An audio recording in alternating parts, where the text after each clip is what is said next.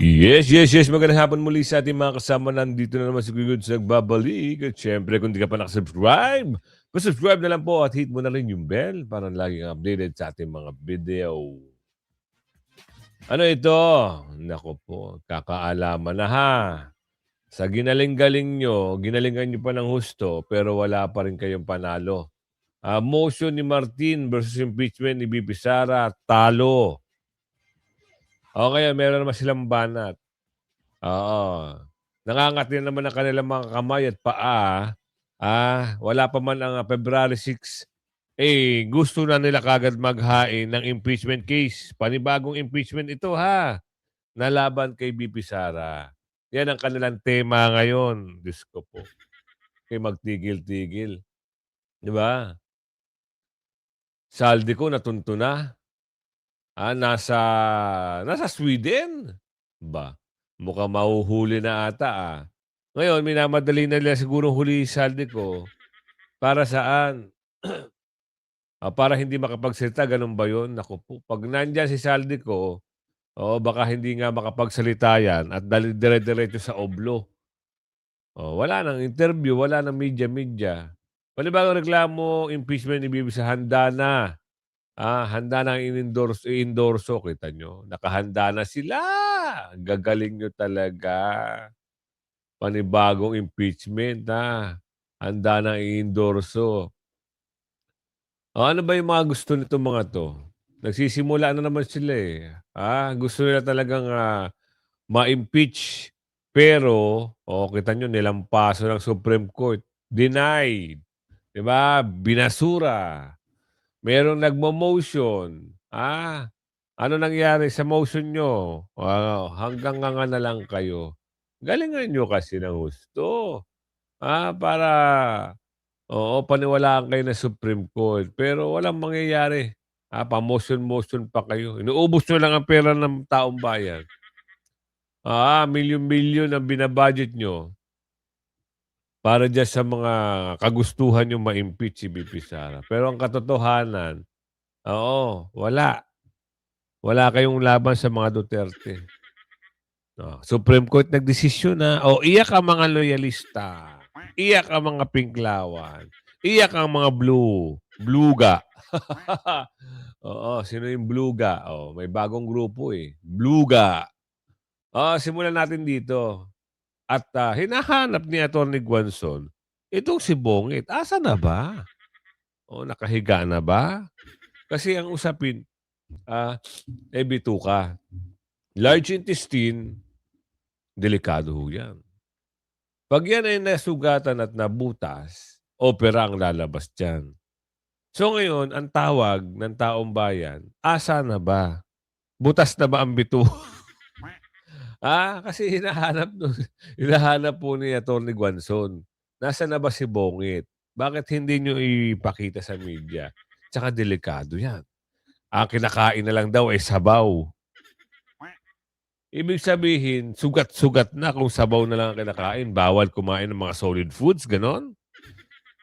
Kailangan nga ilabas yung medical, di ba? Maging black and white kayo. Maging, transparent. Kung may sakit, may sakit. Kung hindi na kaya magtrabaho at meron ng problema sa kalusugan, ipasa na, mag-resign na kung gusto mo mag-resign o si BP Sara na ang magte-take over. Ganun lang. Simulan natin dito. Motion ni Martin, talo. Sinabi ni Senate President Tito Soto na hihintayin pa rin ng Senado ang pinal na desisyon ng Korte Suprema kaugnay ng impeachment case laban kay Vice President Sara Ayan Duterte ka na naman, bago magpasya kung bubuhayin ang paglilitis. Ayon kay Soto, susundan ng mataas na kapulungan ang magiging aksyon ng Korte Suprema matapos ang resolusyon at ang anumang hakbang na may kaugnayan sa motion for reconsideration. Ipinaliwanag ni Soto na kung magpasya ang Korte Suprema na baligtarin ang naunang naging hakbang, bubuhayin ng Senado ang kasong naka-archive. Kung hindi naman ito babaligtarin, Hoy, tapos na. Huli-huli ka na ha. Noong nakaraan, pakamay-kamay ka pa kay BP Sara nang pumunta dyan, no? Ngayon, ano na naman ang kwento mo? Bubuhay. Binasura na. Ano naman hinahabol mo? Gusto mo magpresidente?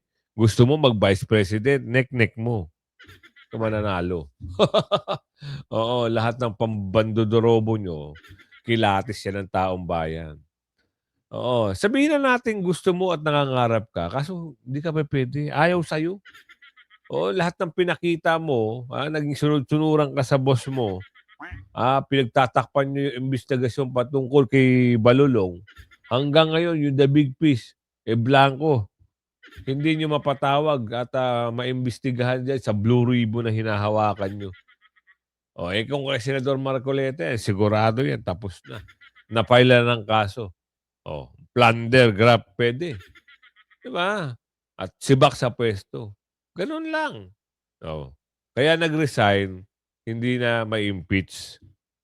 Kasi impeachable impeachable ba ang ano, ang House Speaker? Kung tama, di ko type niyo sa comment section. Kaya siguro nag-resign. Para makaiwas, ano? Pero hanggang ngayon blanko si The Big Fish. rin.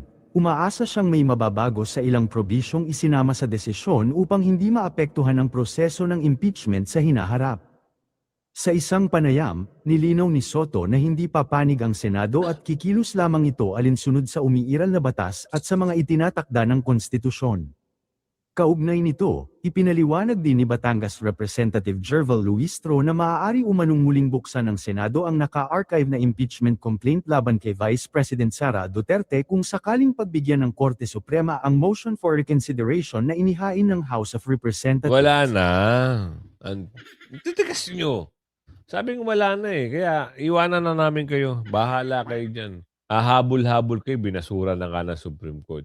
Eto pa, may motion na naman daw. Sino ang magsasalita dito? Yung malaking muka, nakala mo kumain ng siopaw, na sinibak ni Tatay Digong. Congressman Terry Ridon, ang chairperson po ng House Committee on Public Accounts at kinatawan po ng Bicol Saro Party List. Magandang hapon, Kong Terry. Oo. Ayan! Loud and clear! Ayan. Go ahead, Kong Terry. Well, dito kayo break sa ATM, no? Kasi nabasa ko na yung desisyon, nahaba na yung desisyon. 50 pages.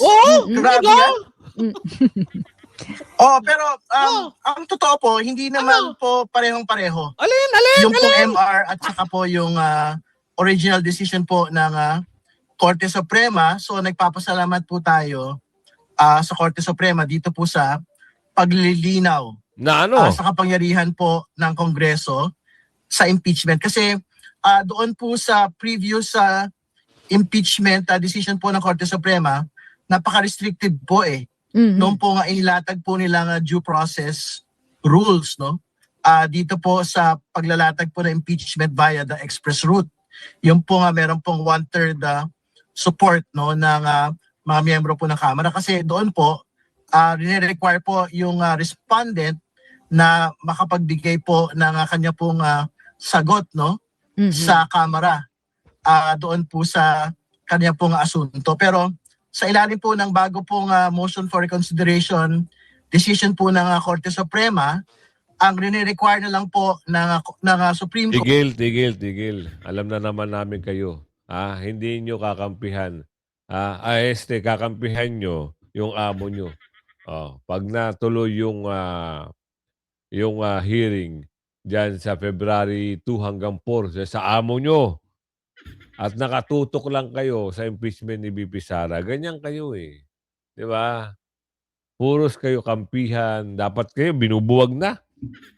Wala naman silbi ang congressman na yan, puro pandarambong lang nakakagawa niyan.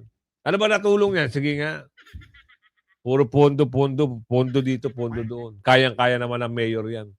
Kaya kung ako dito, sana sibakin na yan. Wala nang nagagawa yan Ilang bilyon na nakukurakot ng mga yan. Para sa kanilang budget. Tapos meron pa silang mga, yung binunyag ni Kong Libiste. Di ba?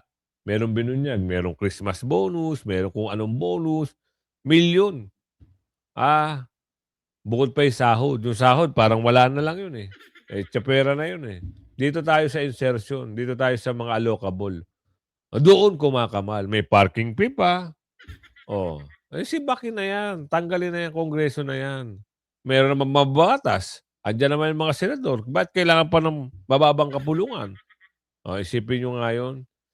Saldi ko, nasa Sweden. Huhulihin. Aba. Oh, hulihin nyo muna bago kayo magsalita. At iharap nyo sa taong bayan para magsalita rin si Saldi ko. Kung sino ang mastermind ng insertion ng 100 billion. Habang nakikipag-hide and seek sa batas, muling nagparamdam ang puganteng si Zaldico. Hindi para sumuko, kundi para magpasaklolo sa Korte Suprema. At base sa mga dokumento, nasa Sweden ang dating kongresista. Ang detalye sa agenda report ni Isaiah Miracuentes ng Abante. Sinapubliko na ng Korte Suprema ang petition for certiorari na inihain ng kampo ni resigned Ako Bicol Party List Representative Zaldico. Sa mahigit 500 pahina, hinihiling ni ko sa SC na maglabas ng temporary restraining order laban sa pag-usad ng kanyang mga kaso sa Sandigan Bayan, kung saan nahaharap siya sa malversation of public funds through falsification of public documents at paglabag sa Anti-Graft and Corrupt Practices Act. Giit ni ko, minadali ng Office of the Ombudsman ang pagproseso ng mga reklamo laban sa kanya. Di raw siya nabigyan ng pagkakataong sagutin ang mga reklamo kaugnay ng maanomalyang flood control project. Dagdag pa ni ko, kahit pa nagpadala ang Ombudsman ng request to file counter affidavit, hindi na raw sumubok ang mga otoridad na magdala pa sa ibang address matapos hindi ito tanggapin sa unang address na kanilang pinadalhan. Bukod dito, hindi rin daw nabigyan ng access ang kanyang mga abogado na makita ang kopya ng kaso. Naniniwala rin si Ko na dahil sa kanyang kaso, nagkaroon ng mga banta sa kanyang buhay. Base sa petisyong na sinumite ni Ko, nakalagay doon na nasa Stockholm, Sweden si Ko noong January 15. Una nang sinabi ng pamahalaan na nasa Portugal ang puganting si Ko. Ayon sa Korte Suprema, January 25 na maihain ng kampo ni Zaldico ang kanyang petisyon at wala pang sagot ng korte kaugnay rito. Pero hanggang sa ngayon, wala pa rin konkretong impormasyon kung nasaan nga ba ang dating kongresista. Para sa dami ng pera niya, mahuhuli kaya. Alamin natin kailangan nilang gamitin ang kanilang mga resources itong gobyerno. Kasi si Tebes nga, nadala nila. Si Tebes kumukuha ng asylum yun sa East Timor. 'Di ba? Dapat yun, wala silang pakialam doon kasi nag-file na ng asylum napauwi nila. Nahuli nila, nadakip nila. Eto si Zaldico, kayang-kaya nila yan kung gugustuhin. Baka sarsuela lang, sabi ni Aling Ledesma. Baka sarsuela lang lahat. Kaya, ayan, nagsisik pa ng motion. Motion for reconsideration. Ano bang kagustuhan niya? Kung talagang tinabla na siya ng kanyang mga kasamahan, di labanan niya na. Magsalita na siya, umuwi siya at magsalita na siya para maliwanagan. Kung ano yung sinabi niya sa video, dapat ganun din dapat ang sabihin niya. Ngayon, sino ang madidiin? Pag nakapwesto pa ang gobyerno. Kaso nga lang, yung parang wish ni Miss Cara David, unti-unti nang natutuloy. Natutupad. Mukhang yung isa kasi parang bituka ang tama. Yung iba liig ang tama, ito naman bituka ang tama. Saan ang tama? Bituka. Agoy-agoy. Yung iba pag tinanong, saan ang tama? Liig ang tama. Dito bituka. Alam niyo naman pag bituka ang usapin. Uunti-untiin ka niyan, tapos bigla kang bibiglain. Sabaw na nga lang daw ang kinakain. Hindi ko alam kung totoong interview yun sinabi niya, sabaw na lang daw kinakain niya. Nangayayat na raw sa sabaw. Mama, kung bawal naman sa'yo mga solid foods, di magsabaw ka na lang habang buhay. Tapos gayahin mo, kain ka ng inom ka ng inom ng energy drink. Para lalo mas maano yung bituka ko. Kasi yan ang hinihintay ng taong bayan na alam mo na, mapalitan ka na. Panibagong reklamo impeachment versus Duterte, handa na i-endorso. Kita nyo na ito. Handa nang i-endorso. Ang i-endorso muli ng makabayan lawmakers ang impeachment complaint laban kay Vice President Sara Duterte. Kasama na naman dyan si Kasunod dito Treliling. ng pinal na desisyon ng Korte Suprema na nagdedeklarang labag sa saligang batas ang articles of impeachment na inihain laban sa Vice Presidente noong 19th Congress. Giit ng Makabayan Bloc, magpapatuloy ito sa pag-abot sa lahat ng legal at constitutional na pamamaraan upang matiyak ang pagharap ni VP Duterte sa lahat ng reklamo laban sa kanya. Kaya ang panawagan ng grupo sa mga kasamahan sa Kongreso at sa lahat ng mga Pilipino, suportahan ang hakbang na ito. Nako, suportahan. Diyos mio, Marimar. Magsitigil kayo. Oo, ang gagaling-galing yung suportahan na naman. Wala kayong katigil-tigil. Gusto nyo na naman talaga ng impeachment, panibagong impeachment kay BP Sara. Yan lang naman hinihiling nyo. Kaso hindi kayo makakaabante. Bakit? Hindi naman kayo kakatigan ng mga Pilipino nagmamahal sa mga Duterte kasi palpak kayo. Inuuna nyo yung mga kapritsyohan nyo, pag nanakaw nyo, kaya gustong-gusto nyo ma-disqualify o ma-eliminate si BP Sara sa 2028 para kayo mamayani. Ganon? No way. Ayaw namin ng komunista. Ayaw namin ng mga magnanakaw. Doon kami sa tuwid. Kahit gawan nyo ng kwento, ang Davao, si Baste, si Kong Pulong, ginawa nila ng kwento sa 51 billion. Yung pala, Ilocos, ang daming problema. Di ba? Ngayon may nagtatanong, hinahanap ni Atty. Guanzon, itong si Bongit. Oo, humihinga pa raw ba? Nasaan daw ba? Ay, pasok natin. Bong. Nasaan si Bongbong? Yan. Nasaan si BBM? Ipakita nyo siya sa amin. Live stream. Alive, aware, and awake. Kasi, pag yung diverticulitis na yan, diverticulitis, at dumugo na yung large intestine niya, Agoy. kailangan na yan ng surgery. Pag nag-surgery si BBM, syempre general anesthesia yon. Aba, ayon sa ating batas, di ba? Temporarily incapacitated siya. And if he's temporarily incapacitated, the Vice President assumes office, hindi ba? Tama. Pwede ba yun? Habang siya ay nasa operating table at unconscious siya, ay cabinet pa rin ang acting? Hindi naman pwedeng ganun. Kasi may constitution naman po tayo. Kung mamatay siya dyan sa operating table, pag unconscious siya dahil naka-under anesthesia siya, he is temporarily incapacitated and the Vice President must assume office. Bongbong. Nawala na. Tapos na pala. Asan na nga? Hinahanap kasi ng taong bayan kung nasaan ba talaga siya. Magpakita naman. Oo. Gusto ng taong bayan makita kung okay ba, kung naglalakad pa ba. Kasi sabaw na lang ang kinakain eh. Ay, alam ko sa sabaw, hinihigop, hindi kinakain. Oo. Kaya nakakapagtaka tayo. Nakakapagtaka, sabaw na lang kinakain, nakakatayo ka pa. Ngayon ito, magkakaalaman tayo. Kasi si Atty. Guanzon, may interview din. Ito na. Oy! Wait lang bibigyan lang natin isang pahapyaw. Bakit nila inuna ipakulong itong si Senador Bong Revilla? Sige nga. Alam niya ni Atty. Guanzon. Kaya ngayon, aalamin natin at ibabahagi sa inyo kung bakit, ano ang dahilan, bakit hindi nabigyan ng due process. Wow. Nakita ko. Yung first word ko talaga na nakita ko siya sa video, nung pupunta siya sa Krami. Opo. Wow. Kasi sabi niya, ano ba to? Walang due process. Wala talagang due process po. Wala. Sabi niya. Kasagot naman siya. Nag-complaint, na hindi may complaint.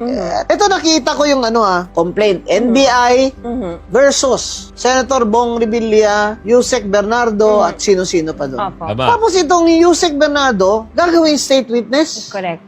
Si Bong Revilla ang mastermind. Paano yan siya nag-mastermind na Wala naman siyang control doon sa mga Bulacan. Anong control niya doon sa pagbidding? May control ba siya? Wala. Sino may control? Si Bernardo. May control ba siya sa pag-certify na completed ang project? Wala. Sino may control? Si Bernardo. May control ba siya sa hatian? The keyword in malversation, and they call it conspiracy. Grabe, may Yeah, conspiracy to yeah. murder. Ito, conspiracy in malversation. The keyword is control. Diba? Paano siya naging mastermind? Sabi ko talaga, parang itong, ano na to halata na ito na lahat ng Sara Duterte, kagaya ni Eric Yap, Congressman Eric Yap, siya na naman ang sunod dyan. O Pulong, di ba? Gano'n din nila si Pulong, wala silang nakita. Lahat ng mga Duterte, talagang titirahin nila. Yung mga supporters ba? Nakita Bong nyo na. Kita nyo na kung ano yung ginagawa. Hindi nabigyan ng due process eh. Pero napakulong agad nila. Samantalang yung kakampi nila na yun ang tinuturong mastermind talaga sa pagnanakaw sa mga mali-malitang basura, hanggang ngayon ano nangyayari? Nagtataka tayo, bakit ganun sila? Oo. Inuna pa nila, yung dapat nga si Bernardo ang ikulong eh. Naging state witness pa. Sobra kayo. So, silang mamabalas sumani patuloy sa paghingi ng, kita nyo na, meron pa rin. Dire-diretso pa rin ang paghingi ng kickback. Ito talaga mga timawa talaga sa pera, no? Talagang sinasamba nila yung kaperahan. Diyos mio Marimar, wala na kayong pagbabago. Kaya tama lang na buwagin itong Kamara o Kongres. ng pagputok ng tinaguriang biggest corruption in Philippine history, hindi pa rin daw tumitigil ang ilang mambabata sa paghingi ng lagay sa mga government contractor. Ayon sa source ng Bilyonaryo News Channel, tuloy pa rin ang ganitong kalakaran pero discounted na raw ang porsyento. Narito ang exclusive agenda report ni Joash Malimban. Bidding standoff. Yan umano ang isa sa mga pinakamalaking issue na kinaharap ngayon ng DPWH pagdating sa implementation ng mga proyekto ngayong 2026. Ayon yan sa isang senior DPWH official na tumangging Grabe. magpakilala. Ayon sa opisyal, ang bidding standoff ay ang senaryo kung saan kakaunti o minsan naiisang contractor lang ang sumasali sa bidding process ng isang project. Ang pangunahing Di ba binunyag na yan ni Kong Libiste? Ganyan ang kalakaran. Kunyari may sasali, pero meron na pong napili dun. Tapos yung napili, yun ang magbibigay ng, siyempre alam mo na, 25%, 30%. Tapos, ang sumatotal niyan, ghost project. Bakit? Ikaw ba naman magbigay ka ng 30%? Eh. Diba? Isipin nyo, ano pang mga materialis na mabibili mo? Di puro substandard na lahat. Isipin nyo, mabuti, di ba? Ganyan talaga. Simpleng pagnanakaw. Simpleng estilo ng kanilang pandudurobo. Gagawin nila. Ngayon, naipondo na naman ng DPWH. For sure yan, andyan na naman yan. Lalabas na naman yung dyan. Kung wari lang yung isang paus na yan, na nakatutok, pero ang gusto niyan, nakalahad din yung kamay niyan. Sabi ni Aling Ledesma. umano ng ani ay disinterest ng mga kontraktor ay ang masyadong mababang presyo ng mga materyales at ang umano'y expectation ng ilang congressman ng ani ay parehong SOP o porsyento para sa mga proyektong ito. Kita nyo? Ayon sa DPWH official, ito raw ang dahilan kung bakit puspusan pa rin ang intervention ng mga mambabatas sa 2026 DPWH budget sa BICAM. Isang halimbawa aniya rito ay ang malaking pagtapyas sa budget ng Foreign Assisted Projects o FAPs. Ito ang High Impact Infrastructure Programs ng pamahalaan, kung saan katulong sa pagsasagawa ng project ang ibang bansa o mga foreign company, katulad na lang ng 3.7 km Pangil Bay Bridge sa Mindanao. Sa 2026 National Expenditure Program kasi, isa ang FAPs sa mga may pinakamalaking budget allocation ng DPWH. Aabot ito sa 100 billion pesos. Wow! Pagdating sa General Appropriations Act, bumagsak ito Sobra sa kayo. halos 17.7 billion pesos na lang. Ang isa sa mga lumobo ang budget ay ang Convergence and Special Program o CSSP na mula sa proposed 167.7 billion pesos sa NEP Mio. ay nasa halos 240.5 billion pesos na sa GAA. Kahit Kita natapyasan nyo na, kaya nga ang hiling ng ating kababayan, buwagin na yan. Kasi tingnan yung pinag-uusapan dito, 167 billion, 240 billion. Wow, kahit anong gawin mo, hindi mo kikitain yung ganyang pera. So sa kanila, easy money lang yan. 'Di ba? Halos lahat naman sangay ng gobyerno. Mas maigi pa nga talaga, sinisiwalat ng mga magagaling na, alam niyo, magagaling na mga Gen Z, matatapang na mga congressman. Pero ngayon, ang problema, si Kiko Mayaw-Mayaw, may panibagong kumpri na naman. Panibagong suspension na naman. Gusto talaga nilang masibak si Kiko Barsaga. So may bawi naman yan pagdating ng dulo. Hindi man sila magkabawian. Pagdating doon sa taas, magdidesisyon, yung mga gumawa kay Kiko Barsaga, doon pala sa ilalim pupunta. Oo. Yun yung tinatawag na ano. So tatawanan mo na lang sila pagdating ng, oo. Tatakaw nyo eh. Mga timawa kayo sa kaba ng bayan eh. Nagpapakasasa kayo, hindi nyo naman pera yan. Pera ng taong bayan yan. Diba? Kaya hiling ng taong bayan, kung ako para sa akin, opinion at reaksyon ko to. Gusto ko, wala na yan. Kamara, congressman, wala na yan. Yan lang yung ahensya yan lang yung ahensya ba tawag doon? Yan lang yung mga part ng gobyerno na puro kurakot. Kaya pala kahit pamilya, nagbabang-bang-bang pa para lang sa pwesto. Dahil yan naman pala ang, kalakaran. Sobra, di ba? Bilyones, trilyones, 150 allocation sa Ilocos. Wow, daming pera, no? Tapos meron pang hindi niya naman distrito, pumaparking. Mantakin mo. Hindi mo distrito na kumukuha ka ng proyekto. Yun ang imbestigahan nyo, Blue Ribbon.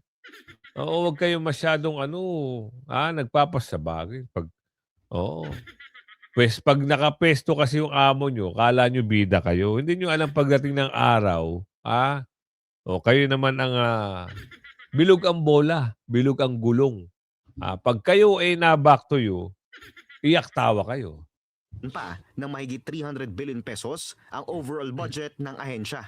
Una nang inilahad ni Navotas City Representative Toby Tiangco sa Billionaire News Channel ang umano'y ganitong tactics ng ilang kongresista. Hindi ko alam kung ano iniingay nito mama na to. Popularidad, tatakbong senador. Kasi akala natin noong una, kaya siya nagngangaw-ngaw. Ibubuking niya si Balulong.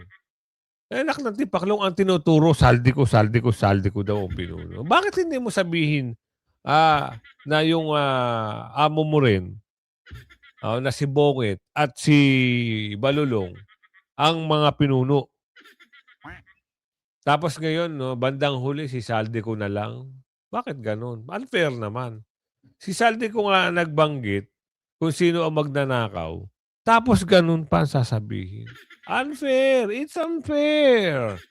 Diba? Woo! Kaya natin, pagdating ni Saldi ko, for sure, magtuturo yan kung sino-sino ang mga nakinabang. May mga listahan naman siya eh. Lalabas ang katotohanan. Diba? Tuloy pa natin to. Siguradong pasok ang kanilang mga proyekto sa DPWH budget. Nilalagay nila sa program yan dahil alam nila kahit ano ang mangyari, pipilitin ng gobyerno na pondohan itong mga proyekto na foreign assisted tsaka yung flagship. Sino naglagay saan program? Sino pumirma ng sino ang pumirma ng GAA tsaka BICAM? Sino pumirma ng budget? Tapos hindi mo mabanggit.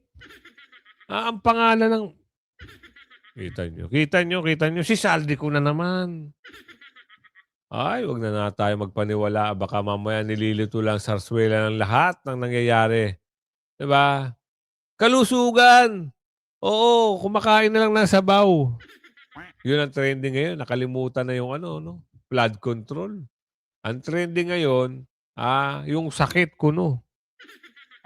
Totoo bang may sakit? Kasi, oo, naghihintay ang taong bayan kung ano yung sakit. Malalaba o malala na. Isipin nyo mabuti. Kaya kung umabot ka sa video natin ito, huwag mong kalimutan i-like, share, subscribe, at hit mo yung notification bell. Bye-bye!